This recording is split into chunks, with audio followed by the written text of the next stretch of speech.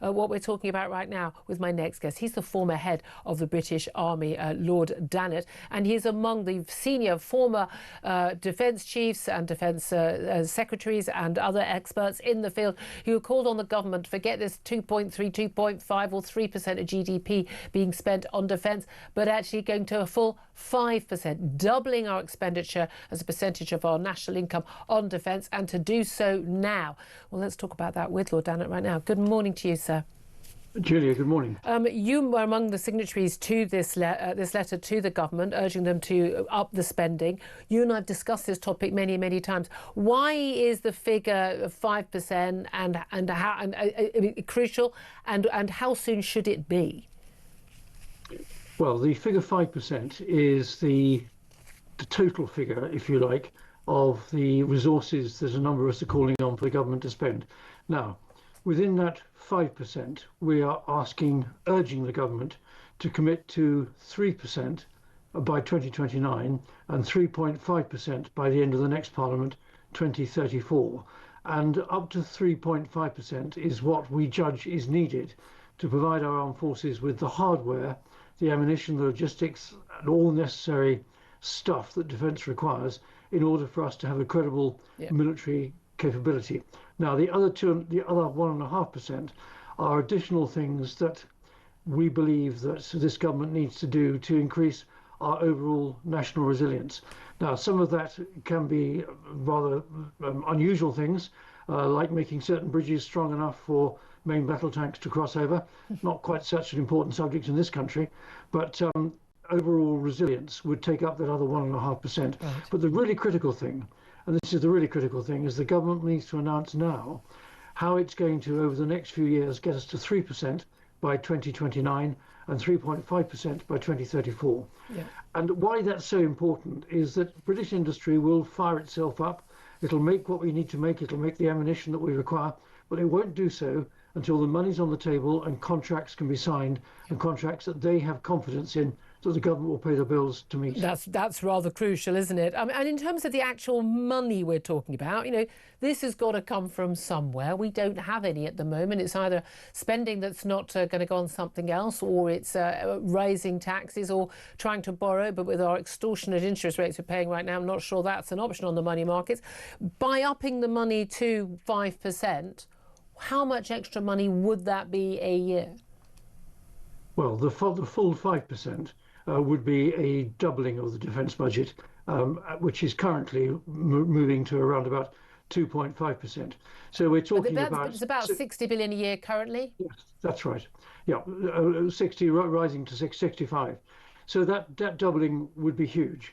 Now, that is unrealistic to say to the government, come on, you've got to do that overnight. Yeah. Come back to my original point. What we need to see is the sensible glide path upwards to 3% by 2029 and 3.5% by 2034. And the other aspects can follow later. Yeah, and part of that is actually the impossibility of actually spending that amount right now. We're not in wartime, unless we move to a wartime economy. We don't have, you know, the factories. The orders take a long time, and that's part of the issue. Look, we know during the Second World War, we know during times of war, things speed up massively when there's that focus. But building tanks, building aircraft carriers, building, you know, jets, and A, it seems to take a heck of a lot of time. B, it always seems to cost an awful lot more than we originally think it's going to cost. And C, a lot of this stuff appears to not work or not be compatible with other military hardware that we have. How do we get over that issue? Well, this is a perennial issue that the Ministry of Defence has been grappling with for many years and must continue to grapple with and must continue to do better. You're absolutely right. In times of war, the procurement cycle accelerates rapidly. You've only got to look at what the Ukrainians have done over the last 4 years, and it's extraordinary how rapidly they've been able to adapt and produce new equipment and produce what they need in the face of changing circumstances. The Ministry of Defence has got to become more agile. It's got to reduce its bureaucracy. It's got to reduce its red tape. Now, you're absolutely right to say that even with the best will in the world, it takes time for British industry to gear itself up, but it will do so. And frankly, why not? Because industry, private companies, they want to make a profit. They want to do what is needed. Indeed. But in the short term, we may well have to buy off the shelf, and that probably means buying American. Yes. Now, That's all well and good, but then you come back to the issue of making sure the equipment in your inventory is compatible one thing with another and one country with another. So these collaborative projects, which we've been party to a number of them, particularly European projects, they're important because it produces commonality of product and it produces commonality of operating procedures. Yeah. So none of these things are easy, but frankly, they start with money. And unless the government is going to put more money on the table, you're not going to fire up the system to start moving as quickly as it should do. And it's in the face of Putin's Russia, frankly, the need is urgent and it's got to be met. And this thing, we're often called warmongers when we talk about this. One thing I've been very sure of over the years, whenever I talk to people like you who face the reality of war, is definitely not warmongers, because you know the full horror of what it is like on the battlefield for our men and women. But this is the thing, isn't it? Like, you know, if we build up our military, and if our allies do so as well, the less likely it is we will have to use them. But this, in this letter, it talks about Britain facing a 1936 moment because of the context of Russian aggression, the US sort of pulling away from NATO, and the return of Islamic State. What do you mean by a 1936 moment? Well, put it this way, Julia. In 1935, we were spending just less than 3% of GDP on defence, and we failed to either deter or appease Hitler. When the war had broken out because our deterrence had failed, the 3% shot up to 19%. And in 1940, when we were fighting for our very lives, it went to 46%. Those figures are the horrendous costs of fighting a war. Yeah. How much better, and this is the argument, to learn the lessons of history, to learn the lessons of what didn't happen in the mid to late 1930s, apply those lessons now, spend what needs to be spent now to deter future aggression, so that the next generation of young men and women doesn't have to fight the bloody battles that my father's and grandfather's generation fought in the First and Second World War. Absolutely. Can I ask you also about the significance of the strategic position of the Diego Garcia military base on the Chagos Islands in the middle of the Indian Ocean? We've had the Donald Trump's view, or it seems the American view seems to change with the wind, but now it's currently saying that it's a very bad idea for Keir Starmer to give away the Chagos Islands and then lease back the Diego Garcia military base from Mauritius. Do you think Trump this week is right, or Trump last week is right?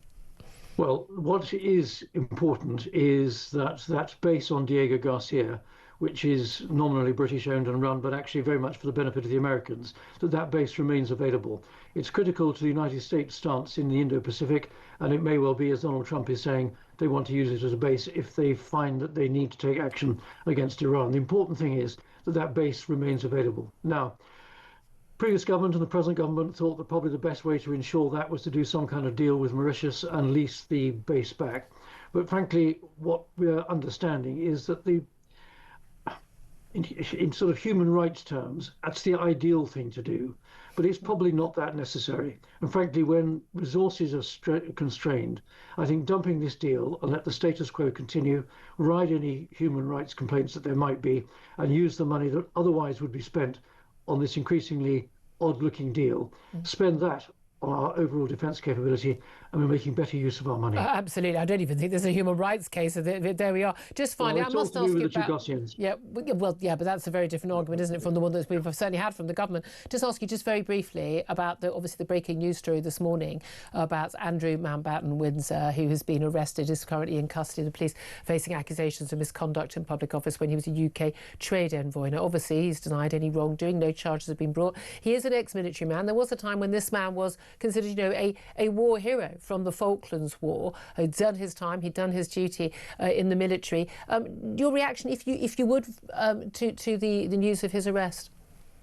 Well, on your last point, Julia, you can't take anything away from anyone that's worked on behalf of their own country. And as far as his naval service was concerned and service in the Falklands, I think his record, it's fair that he stands on that record.